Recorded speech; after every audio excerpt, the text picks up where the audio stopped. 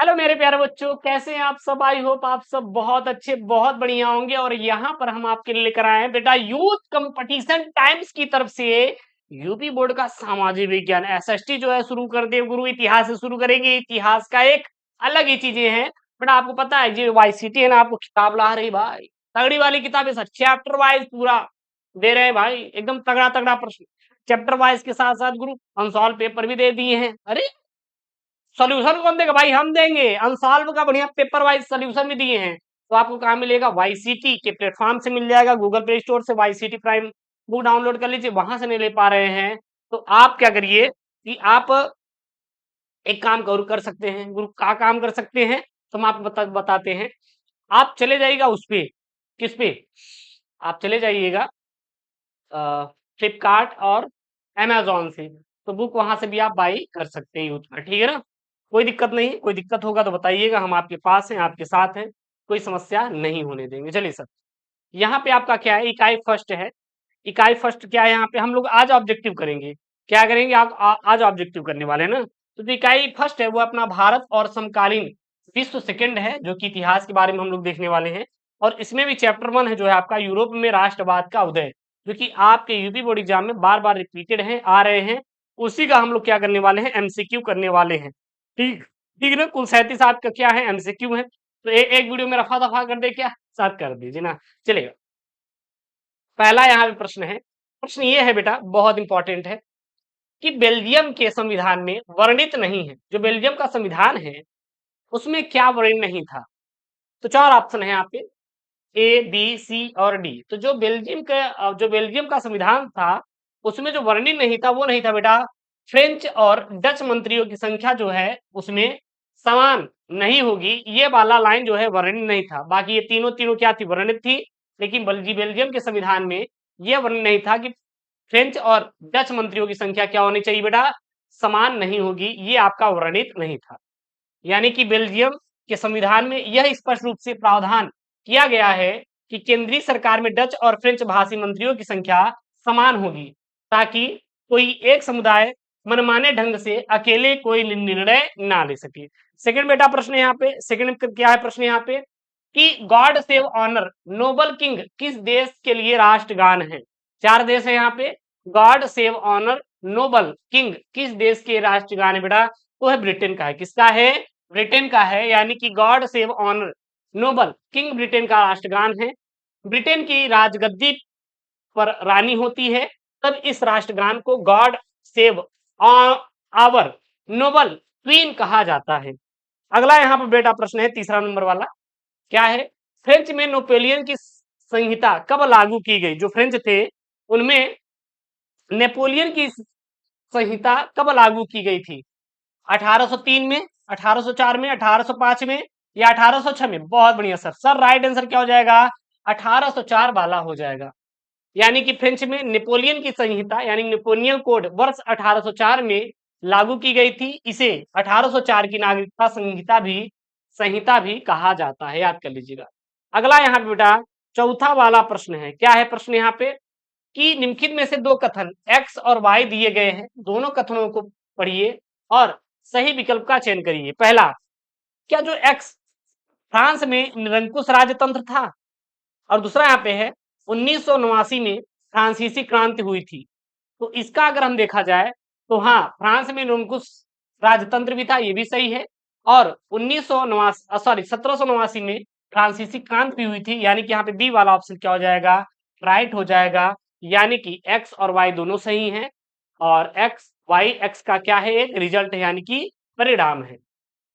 Clear है, आगे चले, आगे चले चलिए। अगला यहाँ पे जर्मनी का, क्या बेटा, जर्मनी के एकीकरण का बेटा जनक कौन है। जो जर्मनी का एकीकरण है उसका जनक किसे कहा जाता है, तो कहा जाता है बेटा बिस्मार्क को। किसको कहा जाता है बेटा, बिस्मार्क को कहा जाता है। यानी जर्मनी के एकीकरण का जनक बिस्मार्क को माना जाता है। और जो बिस्मार्क थे ये प्रसा के शासक विलियम प्रथम का प्रधानमंत्री था। बिस्मार्क जर्मनी का एकीकरण प्रथा के नेतृत्व को करना चाहा। अगला यहाँ पे छठा वाला प्रश्न बेटा इंपॉर्टेंट है आपके यूपी बोर्ड में आने के लिए कि निम्नलिखित में से वह कौन है जिसे ब्रिटेन, रूस, प्रसा तथा ऑस्ट्रिया जैसे महाशक्तियों से 1815 में पराजय का सामना करना पड़ा तो था बेटा नेपोलियन बोनापार्ट। कौन था? नेपोलियन बोनापार्ट था। यानी कि नेपोलियन बोनापार्ट को 1815 में वाटरलू के मैदान में ब्रिटेन, रूस, प्रसा और आशिया जैसी महाशक्तियों की संयुक्त सेनाओं के समक्ष पराजय का सामना करना पड़ा था। ये याद कर लीजिए, पेपर में आएगा। उसके बाद 7वां है, इटली का एकीकरण किसके नेतृत्व में बेटा किया गया? जो इटली का एकीकरण था वो किसके नेतृत्व में बेटा किया गया था? तो वो किया गया था जूसेपो गैरिबाल्टी। कौन था बेटा? जूसेपो गैरिबाल्टी के नेतृत्व में किया गया था। यानी कि इटली के एकीकरण में मुख्य योगदान इमैनुएल द्वितीय, कैमिलो वेंसो डी कैवूर और जूसेपो गैरिबाल्टी का है। क्लियर है? अगला यहाँ बेटा प्रश्न है, अगला है 8वां वाला, किस संधि के द्वारा यूनान को एक स्वतंत्र राष्ट्र के रूप में मान्यता मिली है? किस संविधान के द्वारा यूनान को एक स्वतंत्र राष्ट्र के रूप में बेटा क्या मिली है? मान्यता मिली है। और यहाँ पे आपके 4 ऑप्शन है, तो इसका राइट वाला ऑप्शन हो जाएगा बेटा डी वाला, कुस्तुनतुनिया की संधि। कुस्तुनतुनिया की बेटा संधि के द्वारा यहाँ पर यूनान को एक स्वतंत्र राष्ट्र के रूप में मान्यता मिली है। यानी कुस्तुनतुनिया की संधि से यूनान को एक स्वतंत्र राष्ट्र के रूप में मान्यता मिली है।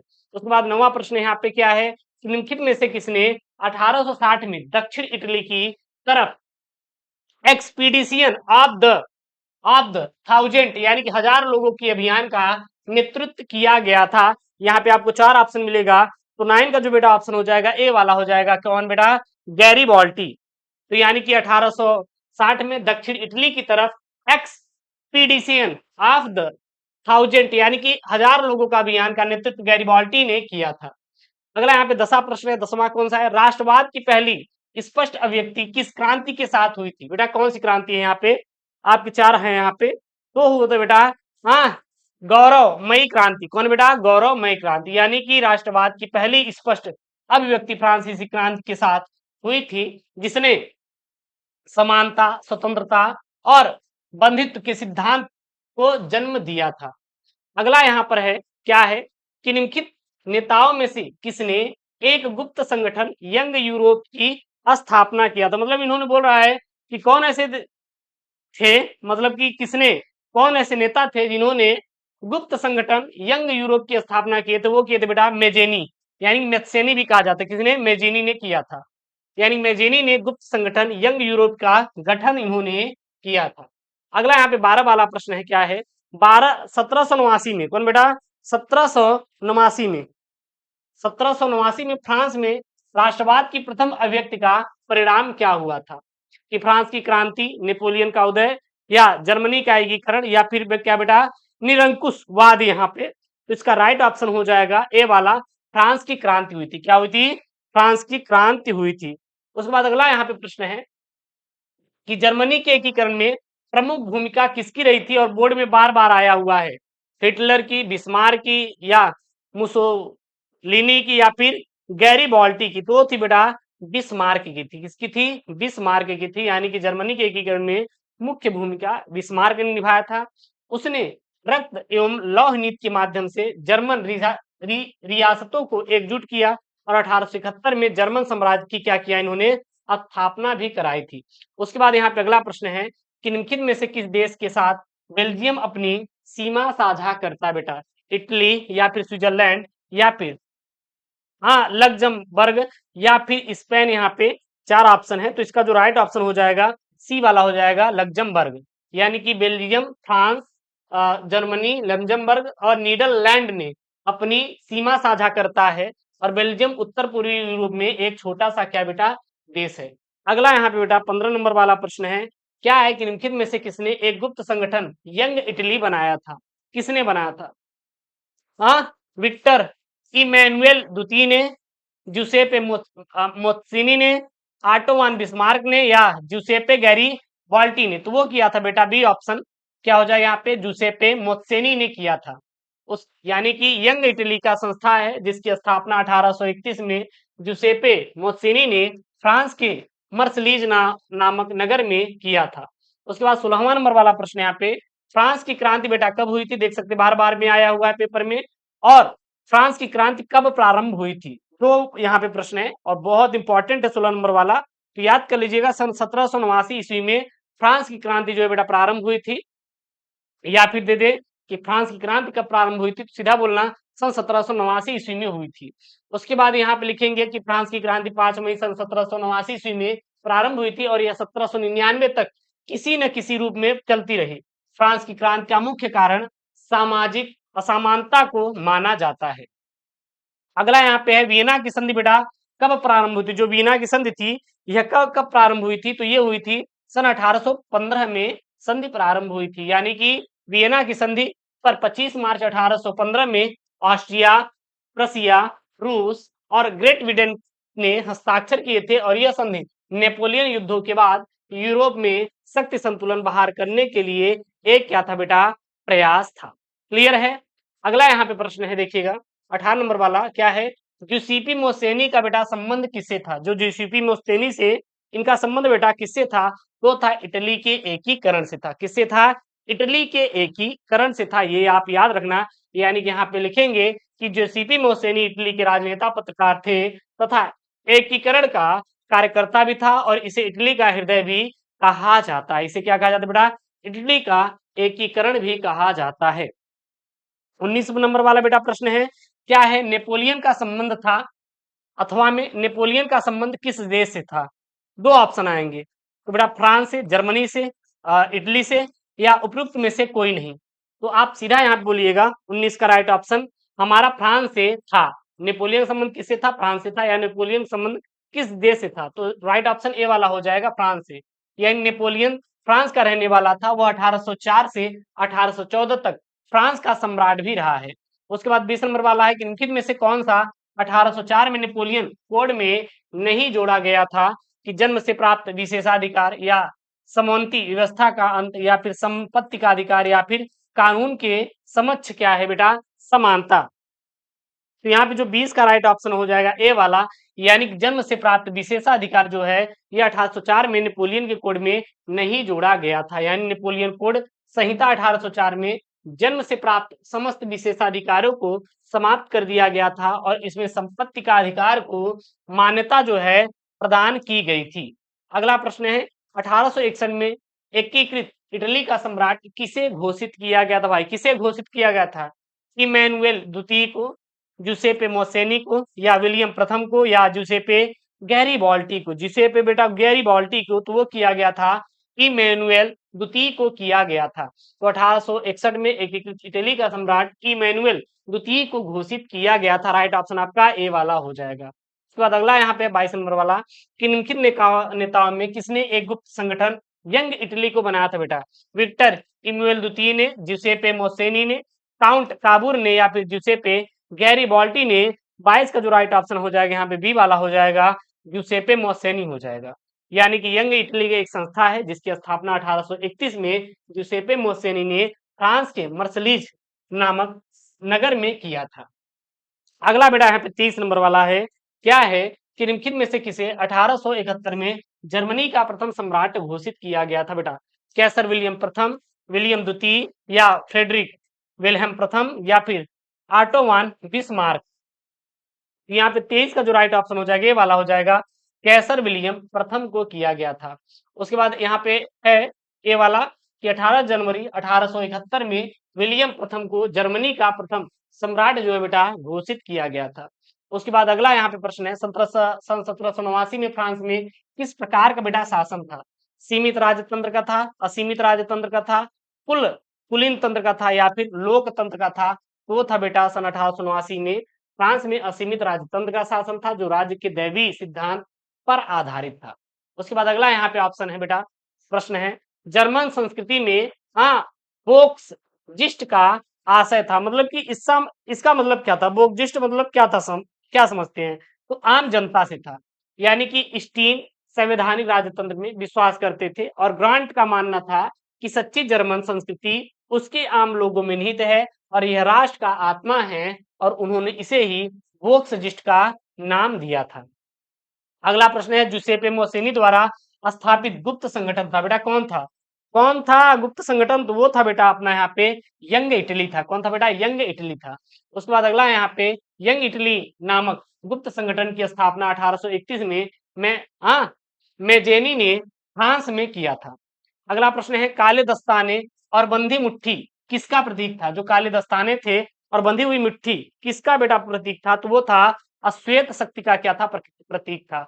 उसके बाद यहाँ पे है काले दस्ताने और बंधी बंधी मुट्ठी अश्वेत शक्ति का क्या था बेटा? प्रतीक माना जाता है।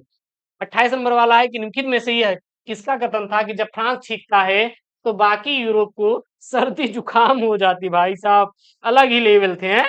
वो था बेटा मैटरनिक का था, यानी कि यहाँ पे लिखेंगे नेपोलियन जब फ्रांस का एक महान शासक बन चुका था और उसका प्रभाव पूरे यूरोप पर था, तो उसी समय उपयुक्त कथन मैटरनिक द्वारा कहा गया था। अगला प्रश्न, नेपोलियन का पराजय बेटा कब हुआ था? जो नेपोलियन है वो कब हारा था? पराजय कब हुआ था? तो 1815 में हुआ था, यानी नेपोलियन का पराजय 1815 में वाटरलू के मैदान में हुआ था, जहां से उसे गिरफ्तार करके सेंट हेलेना कारागार भेज दिया गया और 1821 में उसकी मृत्यु भी हो गई थी। उसके बाद 30 नंबर वाला प्रश्न बेटा क्या है यहाँ पे? राष्ट्रवाद का प्रारंभ सर्वप्रथम किस देश से हुआ था? इंग्लैंड से, अमेरिका से, फ्रांस से? बेटा कहाँ से हुआ था? ये हुआ था बेटा फ्रांस से हुआ था। कहाँ से हुआ था? फ्रांस से हुआ था, याद कर लीजिए, बोर्ड में आता है, इंपॉर्टेंट है, रिपीटेड है, आपके पेपर में आएगा। अगला यहाँ पे प्रश्न है कि ऑटोमान बिस्मार्क का संबंध बेटा किस देश से था? जो ऑटोमान बिस्मार्क थे इनका संबंध किस देश से था? आप क्या समझते हैं? ऑटोमान बेटा बिस्मार्क से, तो वो था बेटा यहाँ पे हमारा जर्मनी से था, यानी कि बिस्मार्क जर्मनी का रहने वाला था और उसने जर्मनी के एकीकरण में महत्वपूर्ण भूमिका निभाई थी और इसी कारण से जर्मनी के एकीकरण का जनक भी कहा जाता है। क्या कहा जाता है बेटा? जनक भी कहा जाता है। समझ सकते हैं, बहुत इंपॉर्टेंट है। अगला प्रश्न यहाँ पे कि निम्नलिखित में से कौन सा देश केंद्रीय शक्ति का सम्मिलित था? बेटा केंद्रीय शक्ति का क्या था बेटा? सम्मिलित था। ब्रिटेन था, फ्रांस था, जर्मनी था या फिर रूस था? तो हो जाएगा यहाँ पे, वो हो जाएगा जर्मनी। क्या हो जाएगा? जर्मनी था। उसके बाद यहाँ पे लिखेंगे केंद्रीय शक्तियों में शामिल प्रमुख देश जर्मनी था, ऑस्ट्रिया हंगरी, ऑटोमन साम्राज्य में बुल्गारिया भी थे। उसके बाद अगला प्रश्न यहाँ पे कि यंग इटली सोसाइटी का संस्थापक बेटा कौन था? जो यंग इटली सोसाइटी था इसका संस्थापक कौन था बेटा? तो थे मेजेनी थे। कौन थे बेटा? मेजेनी थे। कौन थे यहाँ पे? मेजेनी थे। याद कर लीजिए, पेपर में आपका आएगा, बोर्ड में रिपीटेड है। लेकिन अगर कोई इशू होगा तो कमेंट बॉक्स में आप लोग मेंशन कर देंगे। कोई समस्या नहीं होनी चाहिए आपको। अगर किसी प्रकार की कोई समस्या है तो दिन यहाँ यू आर कमेंट, ठीक ना? हम यहाँ पे हैं, आपके लिए बैठे हैं और हम आपका पूरा सुनेंगे। आपको बिल्कुल भी परेशान नहीं होना है। ओके, कोई समस्या होने नहीं होने देंगे। आपको बिल्कुल भी परेशान नहीं होना है। बिल्कुल भी टेंशन नहीं लेना भाई, बिल्कुल भी टेंशन नहीं लेना ना। और प्लीज यार, चैनल को सब्सक्राइब नहीं किए तो आप लोग चैनल को क्या करिए? सब्सक्राइब कर लीजिएगा। अगर आपको कोई समस्या कहीं से भी हो तो आप लोग कमेंट बॉक्स में क्या कर देंगे? आप लोग मेंशन कर देंगे, सर यहाँ पे हमें दिक्कत हो रहा है, प्रॉब्लम से क्रिएट हो रही है, आप लोग समझाइए। तो हम लोग पूरा समझा रहे हैं और आपके साथ हैं। ये एसके यूपी बोर्ड वाईसीटी आपके साथ था बेटा, है और हमेशा क्या रहेगा? आपके साथ ही रहेगा। तो आपको परेशान होने की जरूरत नहीं है। आपको बिल्कुल भी परेशान होने की जरूरत नहीं है, ठीक है ना? बिल्कुल टेंशन नहीं लेने ला भाई, बिल्कुल भी टेंशन नहीं लेना है। 1% आपको बेटा टेंशन लेने की जरूरत बिल्कुल भी नहीं है। ठीक है ना? आगे चलें, आगे चलें। एक बार बोलिए आप लोग बेटा, आगे चलें। चलिएगा सर, आगे चलते हैं।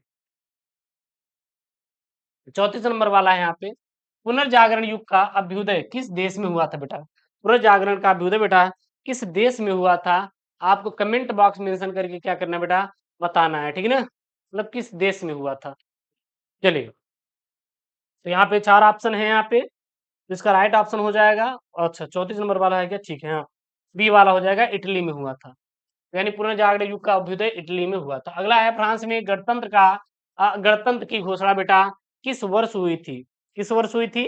तो हुई थी हमारा सन 1848 ईस्वी में हुआ था। कब हुआ था सर? 1848 ईस्वी में हुआ था, यानी कि सन 1793 में देखेंगे तो सर्वप्रथम फ्रांस में गणतंत्र का उद्घोषण किया गया था। पुनः सन 1848 में सम्राट को सिंहासन पर बैठा दिया गया और उसके बाद गणतंत्र की स्थापना जो है हमारा सन 1848 में हुई थी। मार्टिन लूथर कौन था और उसका प्रमुख योगदान बेटा क्या रहा? जो मार्टिन लूथर था ये कौन था और इसका प्रमुख योगदान क्या रहा है? तो doctor Martin Luther king junior American के पादरी, आंदोलनकारी एवं अफ्रीकी अमेरिकी नागरिक अधिकारों के संघर्ष के प्रमुख नेता थे और इन्होंने अमेरिका का गांधी भी कहा जाता है। उसके बाद अगला यहाँ पे कि 1848 का फ्रांसीसी राज्य क्रांति का फलस्वरूप क्या हुआ था? निरंकुश राजतंत्र की स्थापना हुई थी या सीमित राजतंत्र की स्थापना हुई थी या सैन्य शासन की स्थापना हुई थी या फिर गणतंत्र का स्थापना हुआ था? तो वो हुआ था 1848 में 1848 की फ्रांस की क्रांति के फलस्वरूप प्रथम ऑर्लियन राजतंत्र का अंत हुआ था और द्वितीय फ्रांसीसी गणतंत्र की क्या होता है बेटा? स्थापना हुआ था। उसके बाद अगला यहाँ पे प्रथम विश्व युद्ध की स्थापना बेटा कब हुआ था? जो प्रथम विश्व युद्ध है इसका प्रारंभ कब हुआ था? तो वो हुआ था अपना 1941 में प्रथम विश्व युद्ध का आरंभ हुआ था और यह कब तक चलता रहा बेटा? यह 1918 तक जो है चलता रहा। ठीक ना? तो यहाँ पर मैंने आपको कुल जो है 38 मैंने बताया है। चैप्टर 1 जो है हिस्ट्री का वो बेटा क्या है अपना? वो है यहाँ पे हैं भाई यूरोप में राष्ट्रवाद का उदय है ना?